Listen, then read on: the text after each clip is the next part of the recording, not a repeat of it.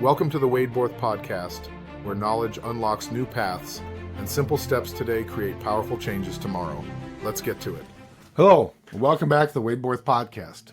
Today we're going to talk a little bit about the philosophy that we use in the kind of our thought process. Not even so much philosophy, just our thought process. And it's interesting, since I've started doing podcasts and since I've been in business working with clients, you just always notice like little changes and little subtleness in ourselves, right? Hopefully everybody does that in whatever profession you're in, right? You're becoming more of a master craftsman in what you're doing. And so you start noticing, and it's funny, maybe it's because of the time of the year.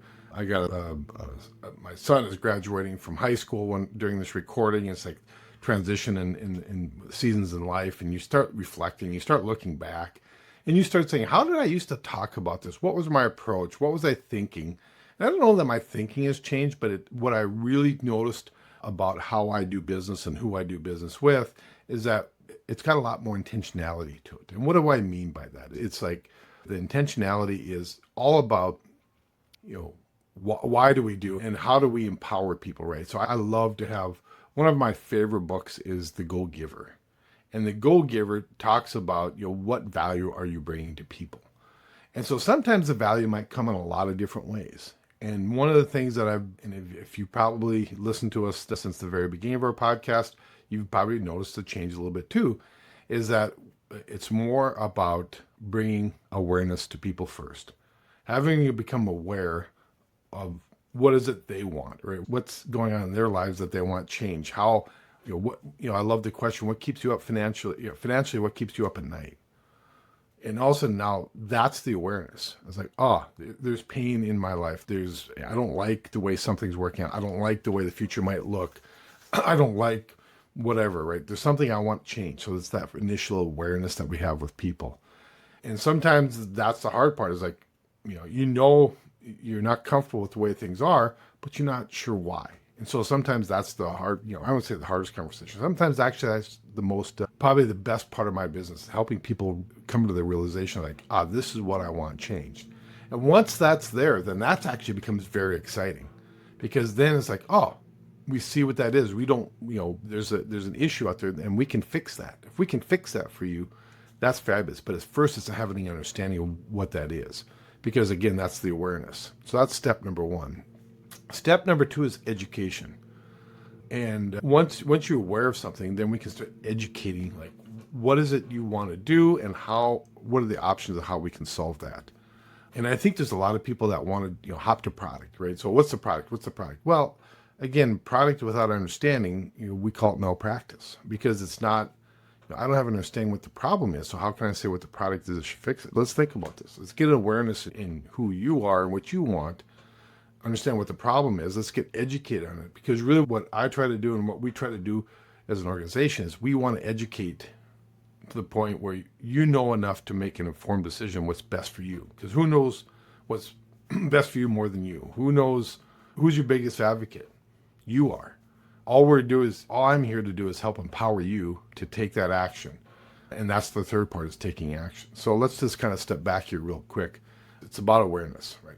Helping you with awareness.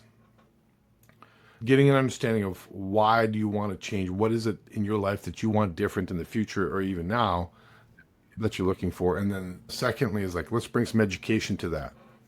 Let's educate you, bring you some knowledge and understanding of the world around you and all the things that you can do to maybe solve that, which is truly empowerment. Because we're strong on, I want to empower you. I don't want to do for you, right? That's always been a key tenet to who I am. It's like, if I'm empowering you, that's much more powerful than me doing for you. Because we all have to graduate from this world. We don't know when that's going to be. So if I'm gone tomorrow, are you in a position to, to take control of that, of your finances in your life? I don't want to be the person that's responsible for that. That's your responsibility. And then the third is like, what are the actions we need to be taking? And are we taking those actions? We use what's called a wealth scorecard. It's pretty interesting. It's like, do you understand X, whatever X might be? And then are you taking action? So there's a difference between understanding what something is and then taking action and implementing it.